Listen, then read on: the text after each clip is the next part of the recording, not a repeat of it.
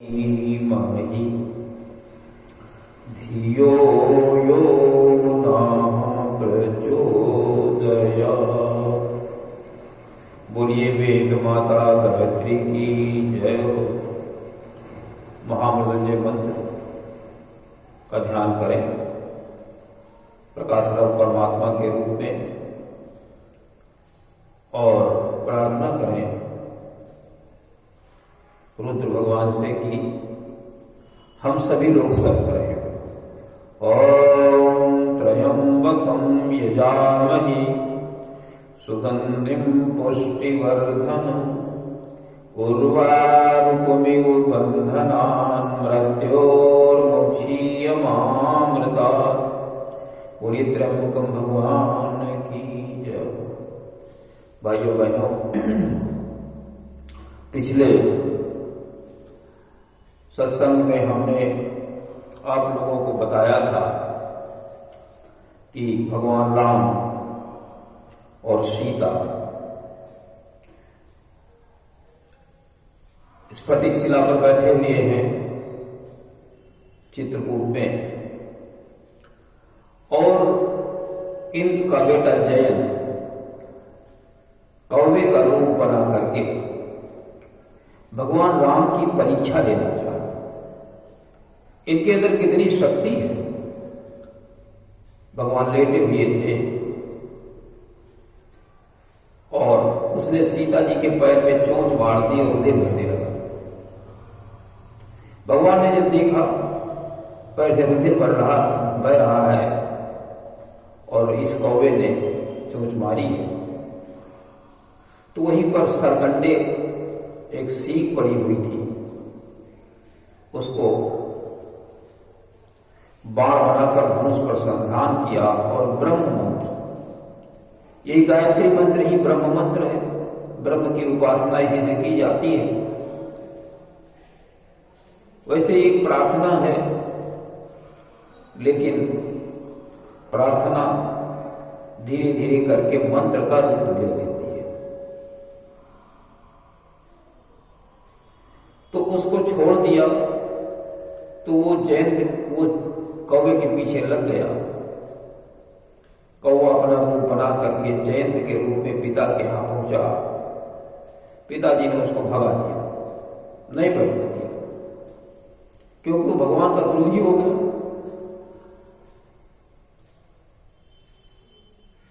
और राही को सगे राम कर द्रोही, भगवान का द्रोही कौन रख सकता है। ब्रह्मा जी के पास गया, शिव जी के पास गया, किसी ने उसको अपने यहां रुकने नहीं दिया। नारद ने देखा कि ये तो बहुत परेशान है, इसकी कोई उपाय नहीं है, तो उन्होंने आकर के उससे कहा कि तुम भगवान की शरण में ही जाओ और उनसे कहो हमारी रक्षा करो। भगवान बड़े दयालु हैं, कृपालु हैं, दीनानाथ उनका नाम है, तो वो आपको मुक्त कर देंगे। तो वही जाता है भगवान के पास और कहता है भगवान रक्षा करो, रक्षा करो, रक्षा करो। लेकिन वो वध करने लायक था, लेकिन राम ने सोचा कि चलो अब ये आर्तवाणी में से पुकार रहा है, कह रहा है, तो उस दंड दे करके इसको छोड़ दिया जाए। तो उसकी एक आंख फोड़ करके उसको छोड़ दिया। कितने कृपालु भगवान है। तुलसीदास जी ने लिखा सुनी कृपालुवती आरत बानी। कृपालु शब्द प्रयोग किया राम के लिए। आर्त बड़ी कष्ट की, दुख की स्थिति से वो चिल्ला रहा था। एक नयन करी तजा भवानी, लेकिन उसकी एक आंख फोड़ दी और उसको छोड़ दिया। ये भगवान की बड़ी उदारता है। दंड तो देंगे लेकिन कम कर देंगे दंड को। राम ने सोचा कि चित्रकूट में बहुत लोगों ने जान लिया है, पहचान लिया है, बड़ी भीड़ होने लगी है यहाँ। चलो यहां से छोड़ करके कहीं दूसरी जगह चले, किसी और जंगल में रहें चल करके, क्योंकि यहां बहुत लोग जान गए हैं और बहुत संख्या बढ़ रही है। तो उन्होंने चित्रकूट छोड़ने का निश्चय कर लिया और मुनियों से विदा करा ली। फिर अत्रि ऋषि के पास गए। अत्रि और अनुसुईया वहीं साधना में लीन रहते थे, वेदों का प्रचार प्रसार करते थे। यही तप है, समाज को श्रेष्ठ बनाना, वेदों के अनुसार चलाना, उनको वेद का ज्ञान देना, यही तप है।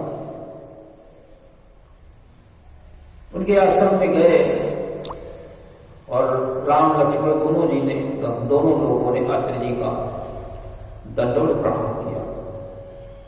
अत्रि जी ने उठा करके उनको गले से लगा लिया, फल फूल मूल कंदमूल दे करके उनका बड़ा स्वागत किया और उनकी स्तुति की। स्तुति लंबी है, उसका पहला और अंतिम पद हम आप लोगों को बता रहे हैं। कहते हैं, भजामि ते पदाम्बुजं अकामिनाम स्वधा मदम। आपके चरण कमलों की को मैं भजता हूं, क्योंकि जो निष्काम कर्म करने वाले पुरुष हैं, निष्काम कर्म करने वाले पुरुष, उनको आप अपना पद परम पद दे देते हैं। परम पद का मतलब निष्काम कर्म जो करने वाले हैं, जो आपके मंत्रराज के अनुसार चलने वाले हैं। राम का मंत्रराज क्या है? असुर मारि था वही सुरन और राखहि निज श्रुति से और जग विस्तार ही विशद जसु राम जन्म कर ही। ये मंत्र राज है, भगवान ने जीवन भर इसी पर काम किया है।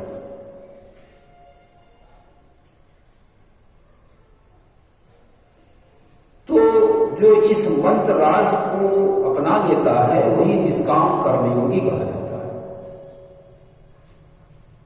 महामंत्र से हम उस ब्रह्म की उपासना करें और फिर इस मंत्र राज को अपना लें, ऐसा व्यक्ति निष्काम कर्मयोगी कहा जाता है। उसकी कोई कामना नहीं होती है, भगवान के काम में लगा रहता है। वैसे हम सभी लोग कामना के साथ में काम करते हैं, घर बन जाए, मकान बन जाए, रुपया आ जाए, पैसा आ जाए, ये सब करते रहते हैं।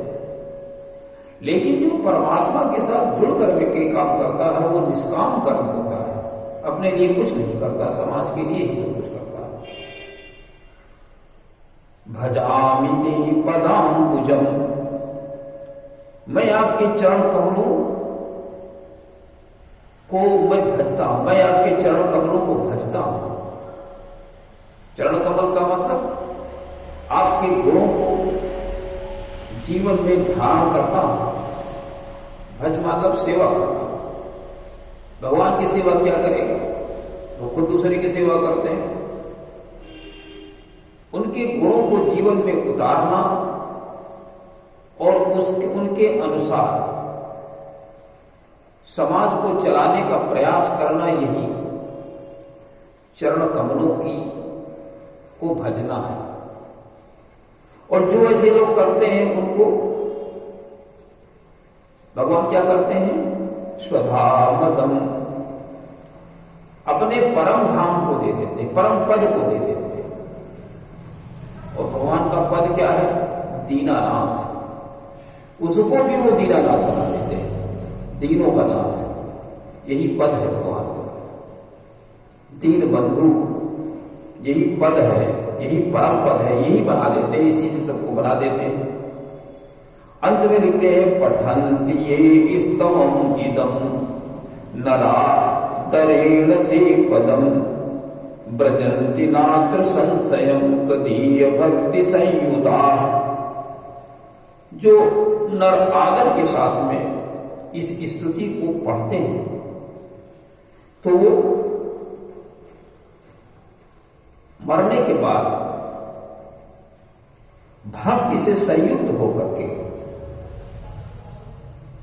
उनके परम धाम को, परम पद को प्राप्त हो जाते हैं। इसमें संशय की बात नहीं।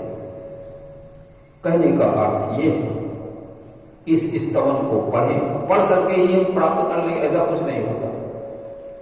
पढ़ने के बाद उसको गुनगुनाएं, उस पर ध्यान दें और उसको जीवन में उतारें, उसके अनुसार अपने को चलाएं, तब फिर उसको परम पद प्राप्त होता है।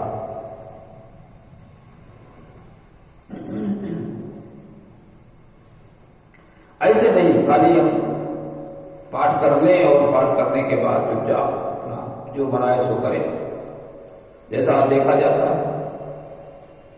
दिन रात चिल्लाते हैं और एक चौपाई का अर्थ भी नहीं जीवन में उतारना चाहते हैं।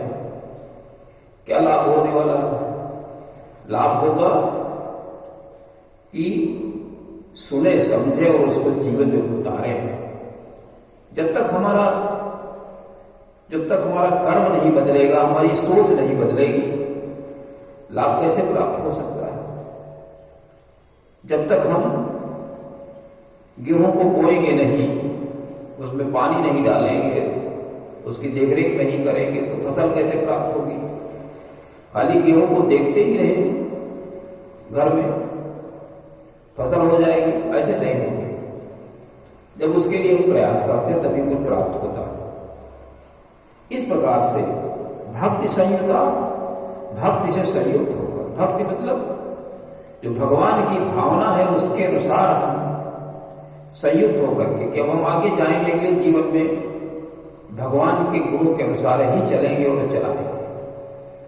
इस प्रकार से जो जीवन व्यतीत करता है तो उसको परम पद प्राप्त हो जाता है। दीन बंधु दीनानाथ, परम धाम वो तो बहुत बड़ी चीज हो जाती है, उसको भी लोग प्राप्त कर लेते हैं अपने कर्म के आधार पर।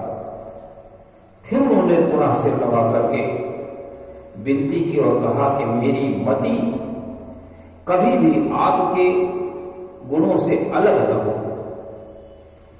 हम आपके गुणों को ही देखें, उनको गुनगुनाएं और उनको जीवन में उतारे, मेरी ऐसी ही मति बनी रहे, ये मेरे ऊपर आप कृपा कर दें। क्या लिखते हैं? विनती कर मुनि नाई सिर और कह कर जोरी बहोरी। फिर उन्होंने विनती की दोबारा और हाथ जोड़कर कहा कि चरण सरोरु नाथ जनि कबहु तजय मति मोरी। आपके चरण कमलों को मेरी मति कभी उससे दूर न हो, तजे नहीं, उससे अलग न हो। कहने का अर्थ ये है कि हमारी बुद्धि सद्बुद्धि बनी रहे, ऐसी सद्बुद्धि बने कि आपके गुणों से हम अलग न हो, आपके गुणों को हम जीवन में धारण करें और जो आपका मंत्रराज है उसका हम जीवन भर पालन करें। यद्यपि अत्रि और अनुसुईया दोनों कर रहे थे, उनके अंदर बड़ी ताकत आ गई थी। अनुसुईया के अंदर इतनी ताकत थी कि नदी जो मंदाकिनी है अपने तप से मंदाकिनी नदी को पहाड़ से फोड़ करके निकाल दी थी।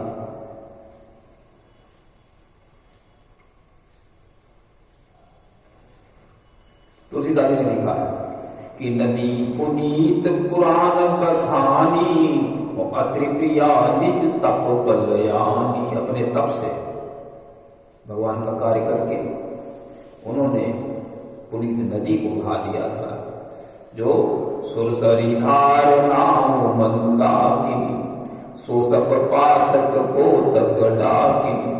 मंदाकिनी दूसरी गंगा की धारा है। इस प्रकार से राम और अत्रि जी की बातचीत होती है। सीता जी अनुसुईया की वंदना करती हैं। अनुसुईया उनको वस्त्र और आभूषण पहनाती तथा नारी धर्म के विषय में भी बताती। नारी धर्म क्या है? यद्यपि सीता जी तो पतिव्रता हैं, लेकिन सामान्य स्त्रियां उसको फॉलो नहीं करती, उसके अनुसार नहीं चलती, तो वो कहती हैं कि अमित दान भरता वह देही, अधम सुनारी जो सेवन देही। अमित दान, पति ऐसा होता है, पति को ऐसा होना चाहिए कि असीम सुख पत्नी को दे, मोक्ष की प्राप्ति करा दे, ऐसा पति होना चाहिए। लेकिन क्या ऐसे पति हैं मोक्ष के विषय में जानते ही नहीं, न जाने दुर्गुणों की खान है, तो पत्नी से तो झगड़ा होगा ही, पत्नी कैसे पालन करेगी।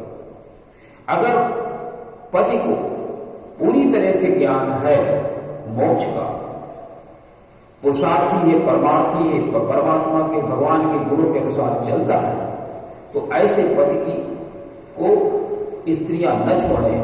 अगर वो छोड़ती हैं तो बहुत अधम है। अधम सुनारी जो सेवन देही, उसके अनुसार अगर स्त्री नहीं चलती है तो अधम कही जाएगी। लेकिन पति उसके अनुसार होना भी चाहिए। ऐसा नहीं कि पति दारू पीता है, गांजा पीता है, तो उसको हम अमित दान भरता नहीं कह सकते, ठीक है ना।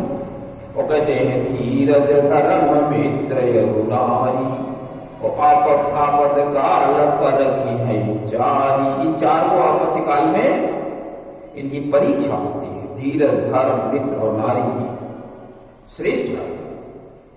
और अगर मान लिया वो अमित दान भरता है, ज्ञानवान गुणवान पति है, तो फिर चाहे वो वृद्ध हो जाए, रोग हो जाए, रोगी हो जाए, धनहीन हो जाए, अंधा हो जाए, बधिर हो जाए, कोई अधीना हो जाए, उसका अपमान नहीं करता है। करना चाहिए नारी को। अगर अपमान करती है तो यमपुर जाकर बड़े बड़े वो कष्ट पाती है। कहते हैं वृद्ध रोग बस जड़ धनहीना, अंध बधिर क्रोधी अति दीना, ऐसे उपति कर किए अपमाना, नारी पाव जमपुर दुख नाना। बड़ी बड़ी दुख प्राप्त करती है।